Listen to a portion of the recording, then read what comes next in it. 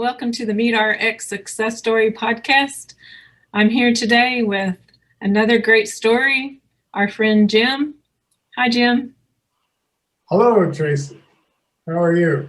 I'm doing great. Thank you for coming to our show. And can you begin by telling us your story and the beginning, like what were your health conditions and what foods did you eat before coming to Carnivore? Sure. So when I was younger, I played a tremendous amount of football and rugby, and I played at a very high level. I'm from Calgary, Alberta, which is in Canada, and I got to play for the provincial team, which would be like a state team, and I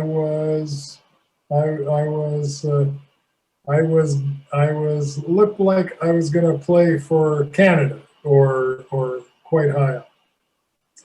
But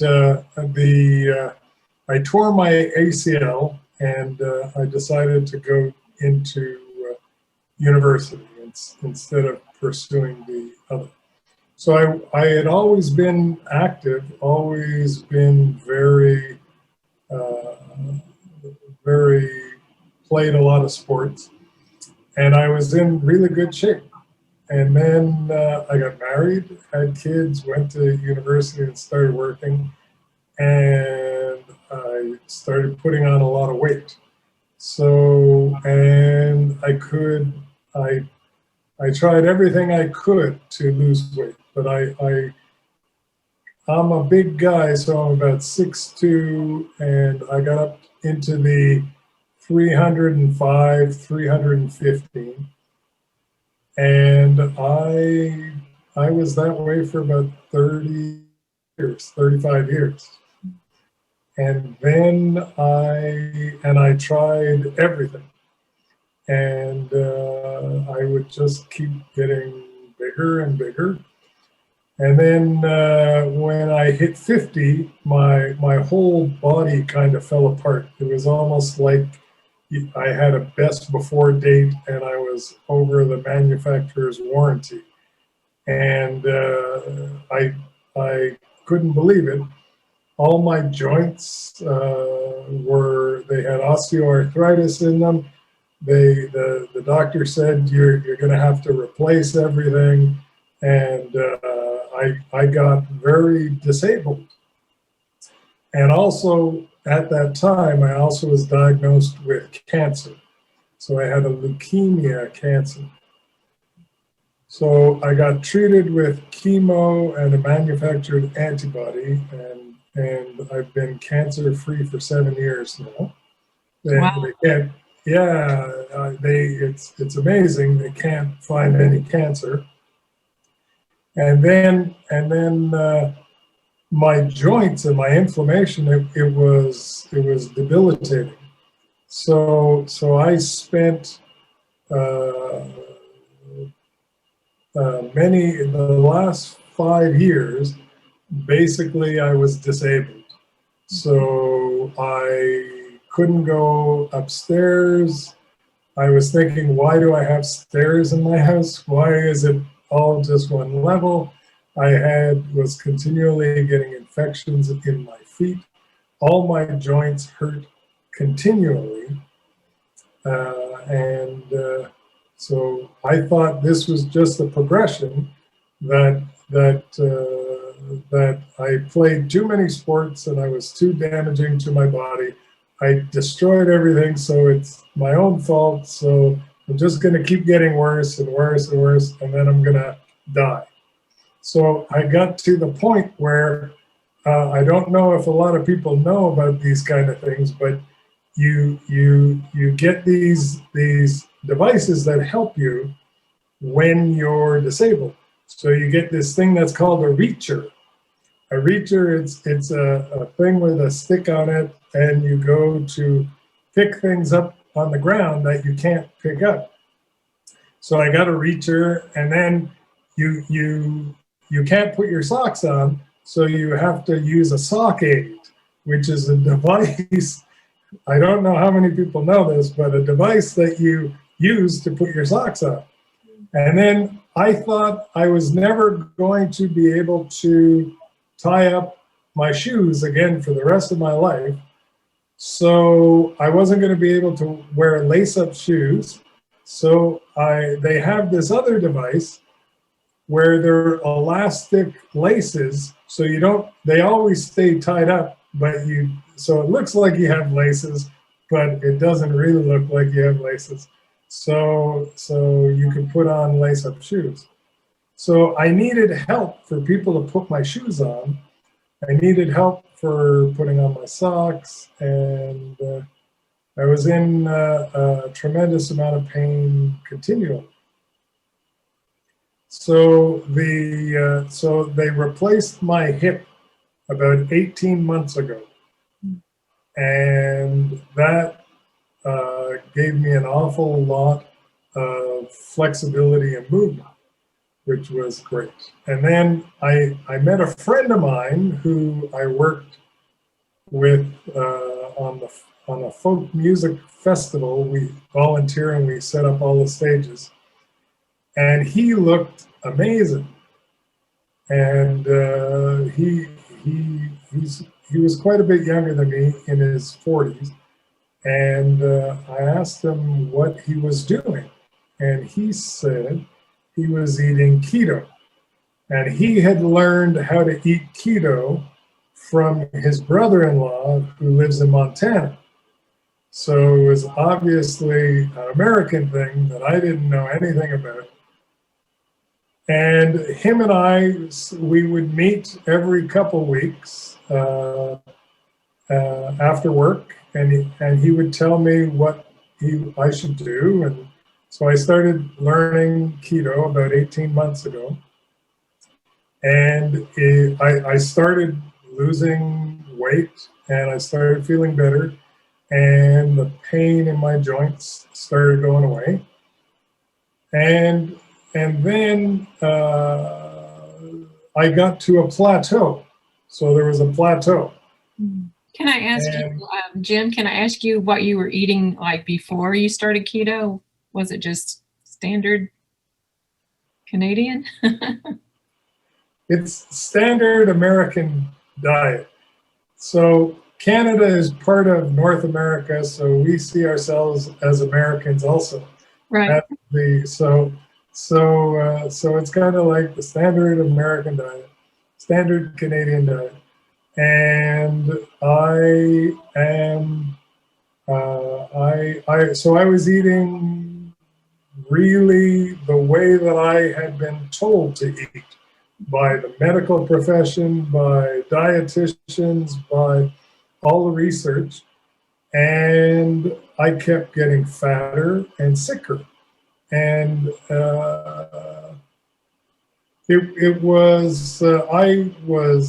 I tried everything. I was vegan. I would eat just vegetables. Everything that I loved to eat, I was told was bad for me. So I was continuously hungry, and I loved to eat, but I was continuously hungry. I thought that was just the way that you were supposed to be. So I would eat continuously because I was always hungry, and I could never get satiated. So as soon as I started eating keto, I wasn't hungry. And then I learned about intermittent fasting. So I only eat 2 meals a day or 1 meal a day. I had another friend of mine tell me that he would only eat 1 meal a day, or that he would fast for a couple days, 3 days. And I thought he was insane. I thought, it's not only is it not possible, it's insane to do that. And now, as soon as I started eating keto and carnivore, I found that I wasn't hungry. And then with intermittent fasting, and with talking with the MeatRx group and Sean, I understood that you could just eat one meal a day.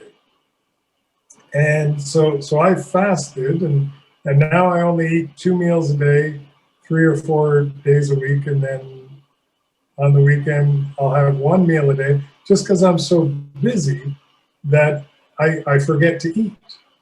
Yeah. So yeah, so it's kind of like that. It was unbelievable. I thought that this was impossible, and then it just started happening, and I felt immediately better. You felt immediately better. Was this on keto you felt immediately better? I mean, did you go through any transitional things in the beginning of switching over from standard American to keto? No, I had absolutely nothing. All I did was feel great. I tried a bunch of things that they talked about on keto, which didn't make any sense to me at all, but I tried them, where you have these keto desserts or keto snacks with these alternate sugars, stevia, whatever the other ones are, I don't know. Yeah. And all those things just made me feel sick. It wasn't good. Mm. So I never had to have any sweets, but I do like chocolate. So it's kind of like, so I do like sugar, but I don't eat it. Yeah. So how did you find out about the carnivore diet after going keto? So when I was going keto, the pandemic hit, and I was stuck at home with no interaction with anybody, and I was just doing my work. And I thought I should join some kind of a group to get some social interaction.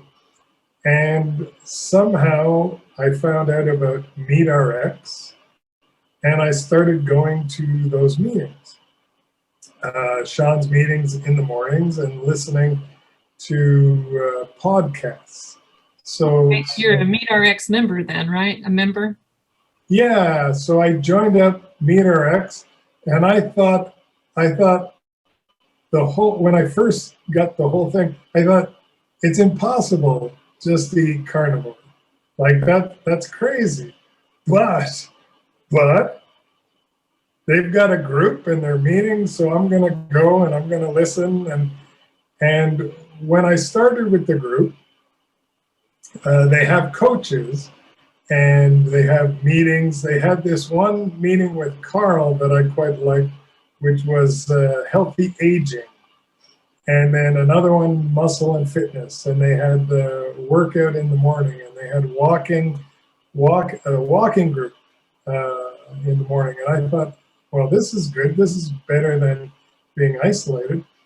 So on keto, I got to a level that I was kind of a plateau. And I talked with Carl and Stephen and Sean and a bunch of other people, and I said, what am I supposed to do? Like I'm plateaued. What should I do? And they said, you should eat carnivore. So I said, really?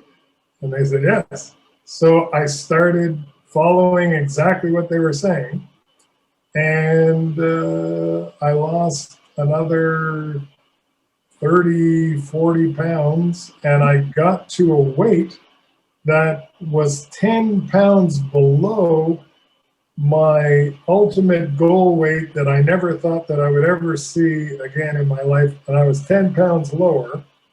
Wow. And that was the weight that I was playing rugby and football in my 20s. And that's the weight that I am at now. And I am putting on muscle without really trying to do anything. And and now when I go in the morning in the mirror to shave, I look at myself and I say, "Oh my God, I could probably get ripped." It's like you're joking. And so I turned 60 in a couple months. So to go from being disabled and having to use a reacher and a sock aid to now I am part of a Calgary rowing club. I'm coaching minor league football. I am running hill sprints and climbing mountains, and I'm just in shock. I'm in awe that this is actually happening. And I can't thank the Meet RX group enough, or Shawn, for them changing and my friends changing the direction of where I was going, because my dad had type 2 diabetes and he had Alzheimer's and dementia, and my grandmother had dementia, and her sisters had dementia. So, and my mother was type 2 diabetes. So I was pre-diabetes and I was headed there, and it was like a freight train that I thought I would have this was where I was headed. And now I'm on a completely different path, and now I believe that I can do anything, and I probably have 40 good years, and I'm probably not going to get type 2 diabetes and not get Alzheimer's. And I'm probably, now I can work on the roof of my house and climb around and just do all the yard work that I like to do. So, Wow. So it's a shock. That is incredible. Yeah. And so every bit of your health conditions improved that were causing you difficulty before? Yes, I have no joint pain, and now when I walk, it's like I want to run, and I want to take the stairs everywhere, and I have so much energy. It's like I'm back like when I was a kid, and I love everything that I eat, everything that I was told. There's sometimes, Shawn's always talking about a big ribeye. So there's sometimes when I first started doing carnivore, I sat down and I had the biggest steak that I had ever had. And it was like my body was saying to me, why did it take you so long to figure this out, that you should be eating this? Because now you're giving me the stuff that's right. And so everything I was told was bad for me, everything that I love to eat, now I'm eating. So I'm having eggs and bacon and steak and hamburgers and fish and halibut and shrimp and chicken and pork. And I found that I love liver, beef liver. So anyway, so it's kind of like, so yeah, so that's kind of my story. It's kind of where I'm at. Yeah, everything has improved. There is, I used to have inflammation in my nasal congestion, and I was always plugged up, and I was always getting sick. I was always having colds. And I was a mouth breather, so I sounded like Darth Vader. And now it's like all of those things have improved. And all of my blood work, all my HDL, my LDL, my A1C, my triglycerides, my fasting glucose, all that stuff, it's 100% better or 50% better. And I went to my doctor for a yearly physical, and I hadn't seen him for a year, but I've been going to him for about 32 years, and he would always say to me, "You got to lose some weight, fat boy." And it was like, oh my God. So I finally went in, and he had never seen me this weight, and my blood pressure had been high. I had high blood pressure, borderline high blood pressure. And he took my blood pressure, and he looked at me, and he said, "Wow." And it was like he was shocked that my blood pressure went from 150 over 90 to 120 over 70. And so it's like I don't know. But anyway, it's all good. It's all been good. Awesome, awesome. So did he ask you why or how you lost your weight? Oh yeah, yeah, of course. But I couldn't tell him. I couldn't say that. I couldn't say I've been. He wouldn't listen to me anyway. But I couldn't say I'm having fatty steak and red meat and hamburger. He said you're eating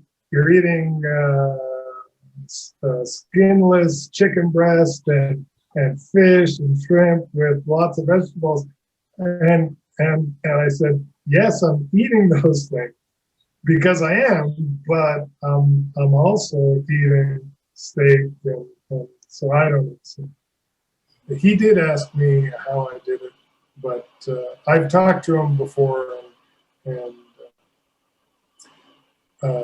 he wasn't as forthcoming. He's kind of very old school, but I quite like him a lot. So I'll keep going there. He was just wrong, and there's no. I don't win any points if I tell him, you were wrong. I should be eating steaks. Right. So I think he's going to retire in a couple of years. So. Well, Jim, your story is incredible. I love hearing everything about you healing from leukemia and so many other painful situations you have healed from. That is just incredible. And your joints and things being so much painful for you. Yes. And That's amazing. Now I feel like I'm 20 years old. That's which I don't know if I'll get myself in trouble, but it's been a very successful journey the last 18 months or so. So I still can't believe it. So meat heals. That's what it comes down to, right? Yeah, it is very much that it's the best medicine. Yeah. Well, thank you so much for coming to share your story. I know it'll help many people. I really appreciate it. Well, I am thrilled to be part of MeatRx and to have had this opportunity to share my story. Glad you asked. Great. Great. We'll be seeing you around the community, the MeatRx community. I'll see you at the meetings. Yes. Thank you. See ya. Bye-bye.